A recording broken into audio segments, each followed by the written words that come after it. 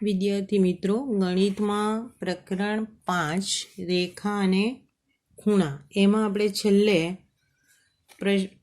સ્વાધ્યાય 5.1નો 9મો દાખલો કરેલો. હવે આપણે 10મો દાખલો જોઈએ. 10મો દાખલો છે, નીચેની આકૃતિ પરથી માંગેલા ખૂણાની જોડ દર્શાવો. હવે આ આકૃતિમાં તમારે ખૂણા આપેલી છે. પહેલું જે આપેલું છે અભિકોણો, એટલે આપણે અભિકોણોની જોડ લખવાની છે આ આકૃતિમાં.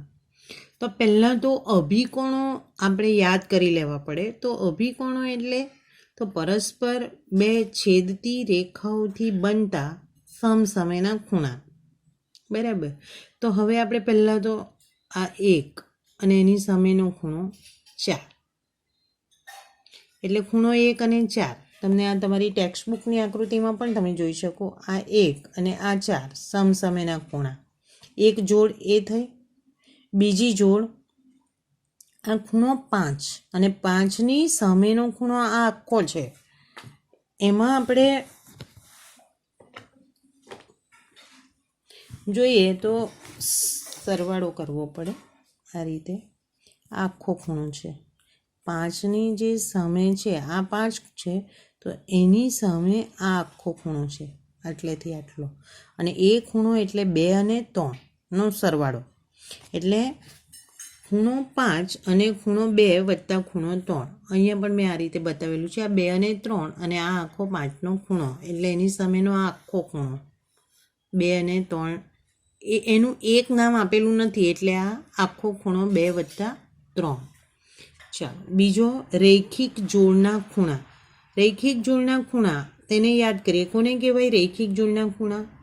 તો એક જ રેખા ઉપર 3 બિંદુ આવેલા હોય અને એક કિરણ સામાન્ય કિરણ, એનાથી જે 2 ખૂણાઓ બને એને રૈખિક જોડના ખૂણાઓ કહેવાય. આપણે આકૃતિમાં જોઈએ તો આ આકૃતિમાં આ એક આખી રેખા ને આ એક કિરણ, તો આ ખૂણો અને આ ખૂણો એ 2 રૈખિક જોડના ખૂણા કહેવાય. અને આ 2 ખૂણા એટલે કયા કયા ખૂણા છે? તો ખૂણો 1 અને ખૂણો 5. ખૂણો 1 અને ખૂણો 5. હવે આ જે રેખા તેની ઉપર જેવી રીતે આવી રીતનો ખૂણો બને છે, તેવી જ રીતે નીચે પણ બને છે. આ નીચે એક સામાન્ય કિરણ, આને હમણાં ભૂલી જવાનું, એના ઉપર હાથ મૂકી દેવું તો તમને ખૂણો 4 અને ખૂણો આ 2 અને 3,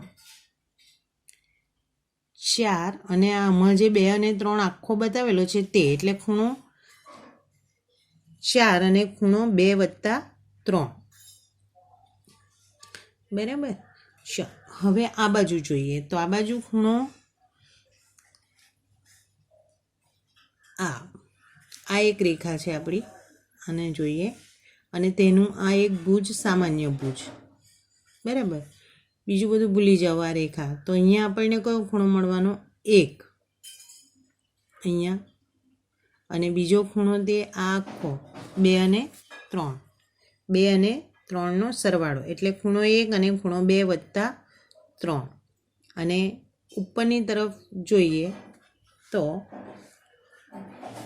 આ રીતે, આ જેવી રીતે આ બાજુ જોયું તેવી જ રીતે આ બાજુ ઉપરની તરફ. તો આ 2 ખૂણા પણ રૈખિક જોડના ખૂણા બનવાના, એટલે ખૂણો 4 અને ખૂણો 5, એટલે ખૂણો 4 અને ખૂણો 5 એ પણ રૈખિક જોડના ખૂણા. તો રૈખિક જોડના ખૂણાની કેટલી જોડ બની? 4. ખૂણો 4 અને 5, ખૂણો 1 અને ખૂણો 5, ખૂણો 1 અને ખૂણો 2 વત્તા 3, અને ખૂણો 4 અને ખૂણો 2 વત્તા 3. વિદ્યાર્થી મિત્રો, જુદી જુદી આકૃતિ દોરીને અભિકોણો, રૈખિક જોડના ખૂણા એની પ્રેક્ટિસ કરવાની, કારણ કે આ જ ચેપ્ટરમાં આપણે હજુ પણ બીજા વધારે યુગ્મકોણો, અનુકોણો, અંતઃકોણો વિશે તમારે શીખવાનું છે. એટલે તમને આ જ જો નહીં આવડતું હશે કે આમાંથી કયા ખૂણા રૈખિક જોડના ખૂણા છે ને અભિકોણો કયા છે એ જો ખબર નહીં પડે તો પહેલાં બીજા ખૂણાઓ શોધવામાં પણ તમને તકલીફ પડશે. એટલે આમાં તો દોરેલી તૈયાર આકૃતિમાં વચ્ચે બતાવ્યું છે. તમારે તમારી જાતે આકૃતિ દોરવાની અને એમાં નામ આપવાના, અને પછી રૈખિક જોડના ખૂણા શોધવાના. આ રીતે તમારે પ્રેક્ટિસ કરવાની. ચાલો હવે પ્રશ્ન 11 આવ્યો આપણે. આપેલી આકૃતિમાં ખૂણા 1 અને ખૂણા 2 નો આસન્ન કોણ, ખૂણો 1 એ 2 નો આસન્ન કોણ છે? કારણ આપો. સવાલ પૂછેલો છે કે આ જે ખૂણો 1 અને ખૂણો 2 આપેલા છે એમાં 1 કે 2 નો આસન્ન કોણ છે? કારણ આપો. આકૃતિ જુઓ, ઝેડ જેવો દેખાય છે તમને, બરાબર. સવાલ એ પૂછેલો છે કે આસન્ન કોણ છે કે કેમ? તો આસન્ન કોણમાં આપણે એવું જોયું કે એમાં એક શિરોબિંદુ બંનેનું સામાન્ય હોય. જ્યારે અહીંયા આ આકૃતિની અંદર તમે જુઓ તો આ શિરોબિંદુ બંનેના જુદા જુદા છે. એટલે એક પણ ખૂણામાં એક શિરોબિંદુ એક સરખું આવતું નથી. એટલે અહીં ખૂણો 1 અને 2 એ આસન્ન કોણ નથી. આ રીતે લખવાનું ના નથી, કારણ કે ખૂણો 1 અને ખૂણો 2 ને સામાન્ય શિરોબિંદુ નથી. ચાલો પ્રશ્ન 12. નીચેના દરેકમાં x, y અને z ની કિંમત શોધો. બરાબર. પહેલી આકૃતિમાં આ એક ખૂણાનું માપ 55 આપેલું છે. હવે આપણે x, y અને z શોધવાના છે. લખાણ તો હું તમને બતાવું જ છું, પણ આપણે આ ખૂણાઓ મોઢે પણ શોધી શકીએ, તે જોઈ લઈએ. તો આ ખૂણો 55નો અને આ x, એ બે ખૂણા સમસમેના ખૂણા. આ બે રેખાઓ છેદે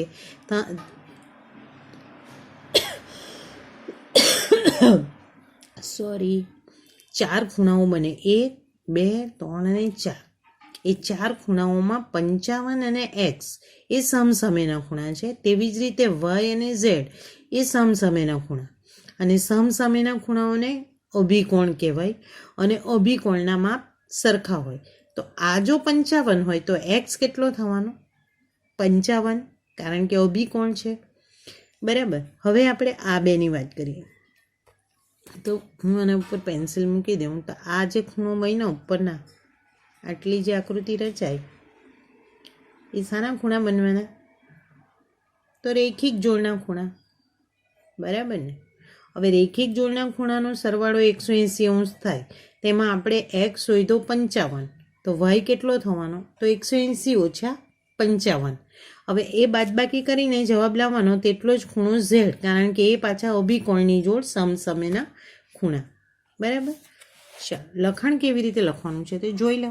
આપણે સમજી તો લીધું જ છે. બરાબર.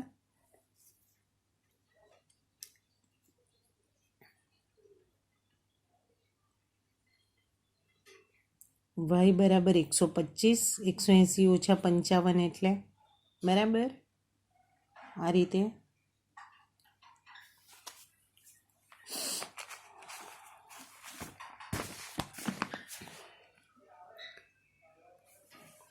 y અને z અભિકોણની જોડ. y બરાબર z, માટે y બરાબર 125, માટે z બરાબર પણ 125. બરાબર. x બરાબર 55, y બરાબર 125 અને z બરાબર પણ 125. ચાલો બીજી આકૃતિ જુઓ. બીજી આકૃતિમાં x, y અને z શોધવાના છે. તો પહેલાં તો આ z અને આ 40°, એ બંને અભિકોણ છે. બરાબર દેખાય છે આકૃતિમાં? બરાબર. એટલે એ તો અભિકોણની જોડ છે, એટલે આ 40, એટલે z બરાબર પણ 40. ચાલો એ તો પહેલાં લખી કાઢીએ આપણે. ખૂણો 40° અને ખૂણો z એ અભિકોણની જોડ છે, માટે z બરાબર 40°. બરાબર. અભિકોણના માપ સરખા હોય. હવે y અને ખૂણો 40 એ બંને રેખિક જોડના ખૂણા. આકૃતિમાં જુઓ, y અને 40. આ બધું ભૂલી જાઓ અત્યારે, ખાલી આપણને આટલું જ દેખાય છે. બરાબર. આ એક સામાન્ય રેખા અને આ તેનું સામાન્ય કિરણ, એટલે રેખિક જોડના ખૂણા બનવાના. y અને 40, એટલે એ બેનો સરવાળો કેટલો થવાનો? 180. એટલે આપણે લખીએ ખૂણો વાય અને ખૂણો 40 એ રેખિક જોડના ખૂણા છે, માટે ખૂણો વાય વત્તા ખૂણો 40 બરાબર 180 અંશ, માટે વાય બરાબર 180 ઓછા 40 બરાબર 140. હવે ત્રીજો ખૂણો શોધવાનો છે એક્સ. હવે જેવી રીતે આ રેખિક જોડના ખૂણા બન્યા તેવી જ રીતે આ રેખાને આપણે ભૂલી જવાની, ફક્ત આટલું 40 વાળું આ અને આ. તો એ પણ રેખિક જોડના ખૂણા કયા કયા? એક્સ વત્તા 25 આખો ખૂણો અને આ 40. એક્સ વત્તા 25 અને 40 એ રેખિક જોડના ખૂણા થાય, માટે એક્સ વત્તા 25 વત્તા 40 બરાબર 180. હવે આ બેનો સરવાળો કરીએ તો 65 અંશ, માટે એક્સ વત્તા 65 અંશ બરાબર 180 અંશ, માટે એક્સ બરાબર 180 ઓછા 65, માટે એક્સ બરાબર 115. બરાબર, એટલે આપણને 3 ખૂણાઓ મળી ગયા. એક્સ બરાબર 115, વાય બરાબર 140 અને ઝેડ બરાબર 40. હવે પ્રશ્ન 13, ખાલી જગ્યા પૂરો. જો બે ખૂણા કોટિકોણ હોય તો તેમના માપનો સરવાળો 90 અંશ થાય. આપણે નોંધ લખી એમાં બધું લખ્યું જ છે. જો બે ખૂણા પૂરક કોણ હોય તો તેમના માપનો સરવાળો 180 અંશ થાય. રેખિક જોડ રચતા બે ખૂણાઓ પૂરક કોણ હોય. હવે રેખિક જોડ એટલે બંનેનો સરવાળો 180 અંશ થાય, અને પૂરક કોણની વ્યાખ્યામાં પણ એવું શીખ્યા કે જે બે ખૂણાઓના માપનો સરવાળો 180 અંશ થાય તેને પૂરક કોણ કહેવાય. એટલે રેખિક જોડ જે બનાવે તે પૂરક કોણ હોય જ. જો બે આસન્ન કોણ પૂરક હોય તો તે રેખિક જોડ રચે. આસન્ન કોણ પૂરક હોય. આસન્ન કોણમાં ખાલી એટલું જ ઓછું હતું કે તેમાં બેનો સરવાળો 180 થતો ન હતો, એટલે જો પૂરક બની જાય એટલે કે બંનેનો સરવાળો 180 થાય તો એ રેખિક જોડ બનાવે. 5મું, જો બે રેખાઓ એક બિંદુમાં છેદે તો અભિકોણો હંમેશા સરખા હોય. એના ઉપર આધારિત આપણે દાખલા ગણ્યા. જો બે રેખાઓ એક બિંદુમાં છેદે અને અભિકોણની એક જોડ લઘુકોણ છે તો અભિકોણની બીજી જોડ ગુરુકોણ થાય. આ કેમ? તો અભિકોણની એક જોડ જો લઘુકોણ એટલે 90 કરતાં ઓછી હોય. હવે એ જે બાજુનો ખૂણો છે એ બંને રેખિક જોડના ખૂણા રચે. રેખિક જોડના ખૂણા રચે એટલે કે બીજો એક જો 90થી ઓછો હોય તો બીજો 90થી વધારે હોય તો જ બંનેનો સરવાળો 180 થાય. એટલે એ ગુરુકોણ હોય તો ગુરુકોણની સામેનો ખૂણો પણ ગુરુકોણ જ થવાનો, એટલે કે અભિકોણો ગુરુકોણ જ હોય. પ્રશ્ન 14, નીચેની આકૃતિમાંથી માંગેલ ખૂણાની જોડના નામ જણાવો. અભિકોણો જે ગુરુકોણ હોય. આકૃતિમાં જોવાનું. હવે અભિકોણની બે જોડ બને, એક આ અને આ જોડ એક, અને બીજી આ અને આ. હવે આ જે સામસામેની અભિકોણની જોડ છે એ તો લઘુકોણ દેખાય જ ઓછી, તો મોટી એટલે કે જે ગુરુકોણ છે તેની વાત કરીએ તો ખૂણો AOD અને ખૂણો BOC. એટલે ખૂણો AOD અને ખૂણો BOC પહેલું જે લખવું તે. ચાલો, આસન્ન કોટિકોણ એટલે ખૂણો આસન્ન કોણ બી અને પાછો તે બંનેનો સરવાળો 90 બી થવો જોઈએ. એટલે AOB અને AOE 90 અંશનો ખૂણો બને, અને પાછા એ બંને આસન્ન કોણ પણ છે. ત્રીજું, સમાન પૂરક કોણ.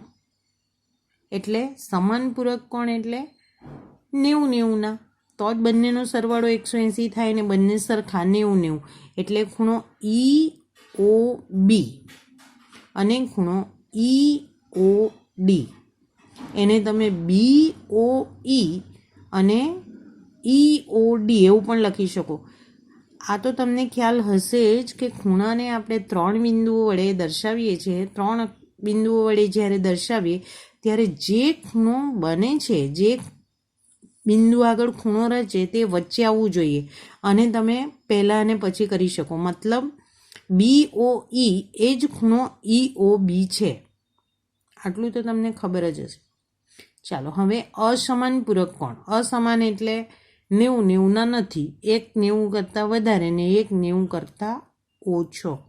તો AOE એક ખૂણો અને બીજો ખૂણો EOC,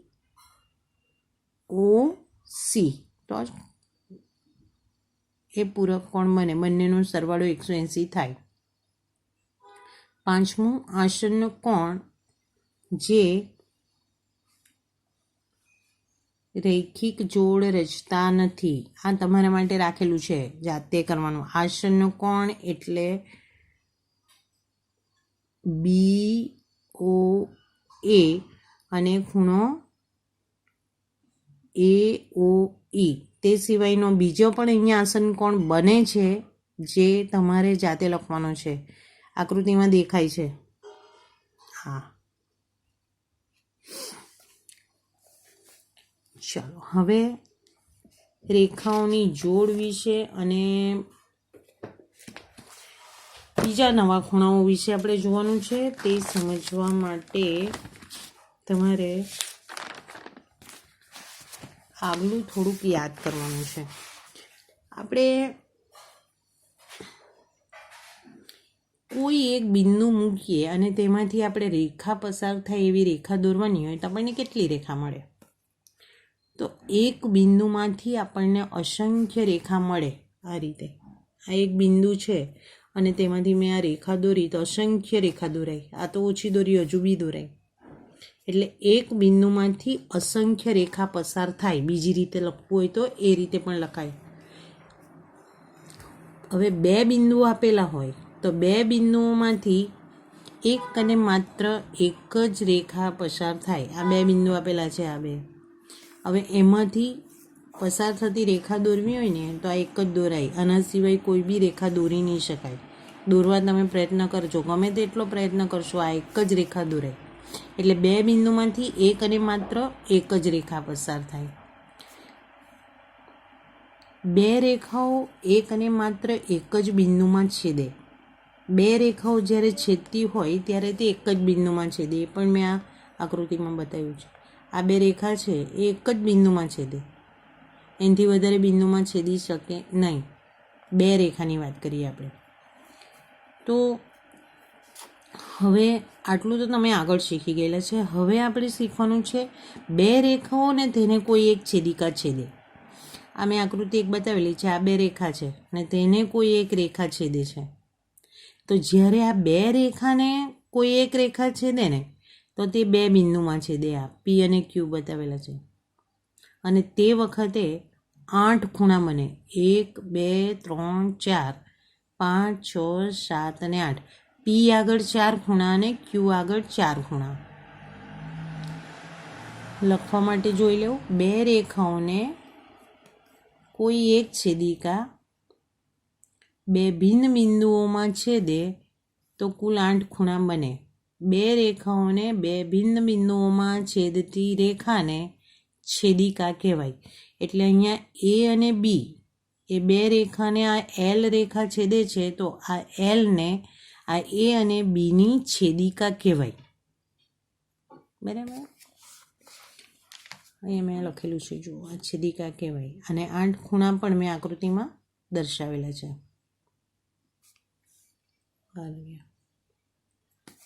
હવે અહીંયા મેં આકૃતિ દોરી છે, એમાં રેખાઓ મેં સમાંતર દોરી નથી.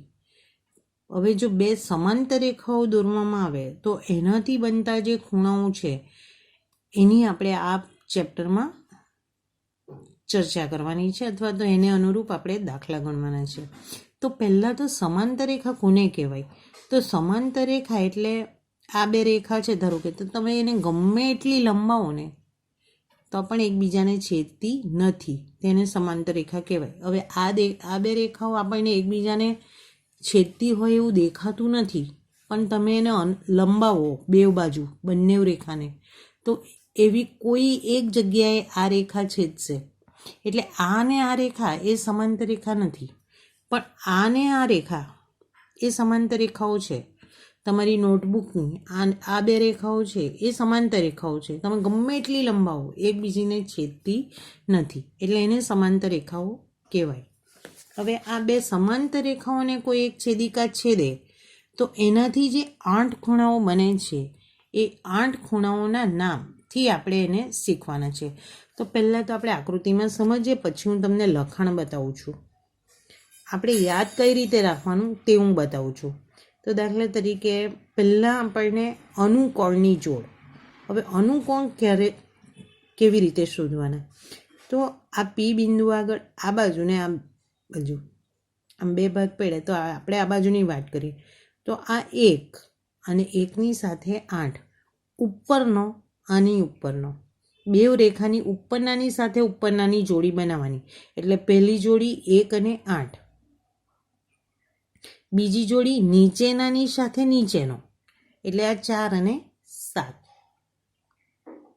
એવી જ રીતે આ બાજુ ઉપરનો 2, 2ની સાથે 5, 3ની સાથે 6, એટલે જોડી કેટલી બની? 4. અનુકોણની 4 જોડી બને. ઉપરનાની સાથે ઉપરનો, નીચેનાની સાથે નીચેનો, આ એક જ બાજુના, આ બીજી બાજુના, 2ની સાથે 5, 3ની સાથે 6. બરાબર, એ રીતે યાદ રાખવાના. અહીંયા આ રીતે લખેલા છે, મેં લખેલા છે અનુકોણો 4 જોડ. બરાબર, તમારે નોટબુક બનાવવામાં લખવા માટે આ, પણ યાદ રાખવા માટે ઉપરનાની સાથે ઉપરનો, નીચેનાની સાથે નીચેનો, એટલે ભૂલ નહીં પડે. બરાબર, ચાલો પછી યુગ્મ કોણો. હવે યુગ્મ કોણોને કેવી રીતે યાદ રાખીશું? તો યુગ્મ કોણો એટલે ઝેડના ખૂણો. તમને આકૃતિમાં આવો ઝેડ દેખાય, ઝેડ પડતો દેખાય ને, તો અહીંયા ઝેડના ખૂણા એટલે આ ખૂણો અને આ ખૂણો. બરાબર, ઝેડના ખૂણા એ યુગ્મ કોણો કહેવાય. એટલે અહીંયા ખૂણો 4 અને ખૂણો 5. જેવી રીતે આ સીધો ઝેડ છે તેવી રીતે ઊંધો ઝેડ જોવાનો, આમ, એટલે એસ, ઇંગ્લિશમાં એસ જેવો ઊંધો ઝેડ. એટલે આ ખૂણો અને તેની સાથે આ ખૂણો પડે, તો 3ની સાથે 8 એ યુગ્મ કોણો કહેવાય. ઝેડના ખૂણા યુગ્મ કોણો અને યુગ્મ કોણની 2 જોડ. યુગ્મ કોણો એટલે ઝેડના ખૂણા 2 જોડ, 4ની સાથે 5 આપણી આકૃતિમાં, અને 3ની સાથે 8. બરાબર, હવે ત્રીજા જે નવા ખૂણા શીખવાના છે તે છેદિકાની એક જ બાજુના અંતઃકોણો. છેદિકાની એક જ બાજુના અંતઃકોણો એટલે આપણે એ તો યાદ રાખવાનું કે એક જ બાજુના, એટલે આ બાજુની સાથે આ બાજુનું ને આ બાજુની સાથે આ બાજુનું. તો આ બાજુની વાત કરીએ તો 2 અંદરના, અંતઃ એટલે અંદરના, એટલે આ ચોથાની સાથે 8મો ને અહીંયા ત્રીજાની સાથે 5મો. સમજ પડી? બધા યાદ રાખવાનું. અંદરનાની અંતઃ એટલે અંદરના 4 અને 8, 3 અને 5. બરાબર, એક જ બાજુના અંતઃકોણો 4 અને 8, 3 અને 5, એની પણ 2 જોડ. હવે ખૂણાઓના માપ શોધવાના જ વધારે આવશે, તો તે કઈ રીતે યાદ રાખવાના? તો અનુકોણો અને યુગ્મ કોણો સરખા, ઝેડના ખૂણા સરખા, અનુકોણોના માપ પણ સરખા, અને છેદિકાની એક જ બાજુના જે અંતઃકોણો છે એ એમનો સરવાળો 180 થાય. પૂરક હોય એટલે કે 180 થાય. આ રીતે લખવાનું છે. 3 અને 5 પૂરક હોય એટલે કે તેમનો સરવાળો 180° થાય. એટલે એક જ બાજુના અંતઃકોણો જે અંદરના ખૂણા છે તેમનો સરવાળો 180 થાય. બાકીના 2 અનુકોણો અને યુગ્મ કોણો એકરૂપ હોય એટલે કે તેમના માપ સરખા હોય. આવું ક્યારે બને? જો આ 2 રેખાઓ સમાંતર હોય અને તેને કોઈ છેદિકા છેદતી હોય ત્યારે. જો રેખાઓ સમાંતર ન હોય ત્યારે આ યુગ્મ કોણો, અનુકોણો ના માપ સરખા હોય એવું હોતું નથી. એટલે સમાંતર હોવી જોઈએ એ પહેલી શરત. હવે એનાથી ઉલટું એટલે કે એનાથી ઊંધું પણ એટલું જ સાચું છે કે તમને કોઈ યુગ્મકોણની જોડ આપેલી હોય કે અનુકોણની જોડ આપેલી હોય અને એના માપ જો સરખા હોય તો એના ઉપરથી એવું થાય કે તે બે રેખાઓ સમાંતર રેખા છે. એટલે એનાથી ઊંધું પણ સાચું છે. બરાબર, આ તમારે નોટબુકમાં લખવાનું છે. અને ખાસ આ જે આકૃતિ દોરીને ખૂણાઓ દર્શાવેલા છે એ ખૂણાઓ તમારે નામ બદલીને પ્રેક્ટિસ કરવાની કે આ અનુકોણો, આ યુગ્મકોણો અને આ અંતઃકોણો. આમાંથી એક જ ખૂણાનું માપ આપેલું હોય અને બાકીના ખૂણાના માપ શોધવાના.